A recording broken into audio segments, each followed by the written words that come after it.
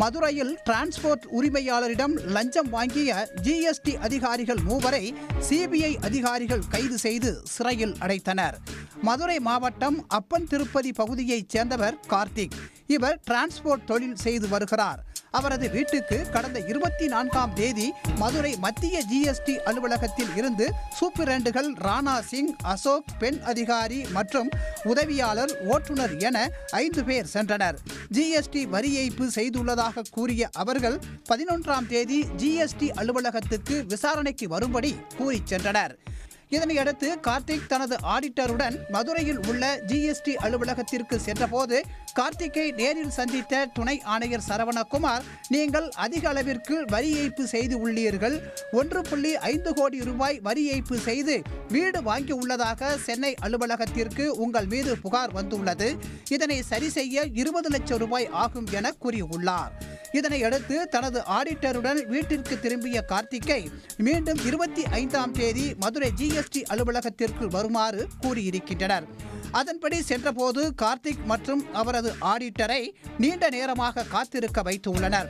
அப்போது 10 லட்சம் ரூபாய் கொடுங்கள் என லஞ்சம் கேட்டதாகவும் அவ்வளவு பணம் தர முடியாது என கூறியதால் 5 லட்சம் ரூபாயாவது தர வேண்டும் என வற்புறுத்தியுள்ளனர். 28ஆம் தேதி ஜிஎஸ்டி அலுவலகத்திற்கு சென்ற போதும் பணத்தை உடனடியாக கொடுங்கள் என வற்புறுத்தி இருக்கின்றனர். இதனையடுத்து கார்த்திக் டிசம்பர் 4ஆம் தேதி சிபிஐ அலுவலக கண்காணிப்பாளருக்கு புகார் அளித்தார். அதில் தான் முறையாக ஜிஎஸ்டி வரி செலுத்தும் நிலையில் தன்னிடம் ஜிஎஸ்டி அதிகாரிகள் லஞ்சம் கேட்பதாக குறிப்பிட்டு இருந்தார். இதனையடுத்து சிபிஐ அதிகாரிகளின் ஆலோசனைப்படி கார்த்திக் மதுரை ஜிஎஸ்டி அலுவலகத்திற்கு நேரில் சென்று 3,50,000 ரூபாயை கண்காணிப்பாளர்களான அசோக் குமார், ராஜ்பீர் ராணா ஆகியோரிடம் வழங்கிய போது அங்கு வந்த சிபிஐ அதிகாரிகள் ஜிஎஸ்டி அதிகாரிகள் இருவரையும் கையும் களவுமாக பிடித்தனர். அவர்களிடம் நடத்திய விசாரணையில் துணை ஆணையர் சரவணகுமார் லஞ்சம் வாங்க சொன்னதாக கூறியதை அடுத்து துணை ஆணையர் சரவணகுமார், கண்காணிப்பாளர்கள் அசோக் குமார், ராஜ்பீர் ராணா மற்றும் ஆய்வாளர் சமீர் கௌதம் ஆகிய 4 பேர் மீது சிபிஐ அதிகாரிகள் வழக்கு பதிவு செய்தனர். இதையடுத்து துணை ஆணையர் சரவணகுமார், கண்காணிப்பாளர் அசோக் குமார், ராஜ்பீர் ராணா ஆகிய மூவரையும் கைது செய்தனர். சமீரா கௌதமிடம் தொடர்ந்து தீவிர விசாரணை நடைபெற்று வருகிறது.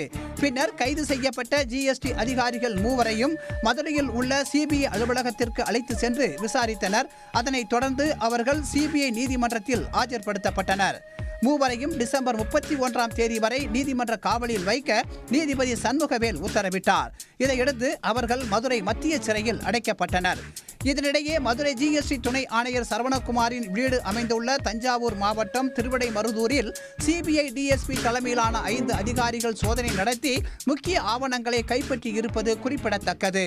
மதுரை டிரான்ஸ்போர்ட் உரிமையாளரிடம் 20 லட்சம் ரூபாய் லஞ்சம் கேட்டு இறுதியாக 3.5 லட்சம் ரூபாயை பெற்றபோது ஜிஎஸ்டி அதிகாரிகள் மூவர் கையும் களவுமாக பிடிபட்ட சம்பவம் அங்கு பரபரப்பை ஏற்படுத்தியது.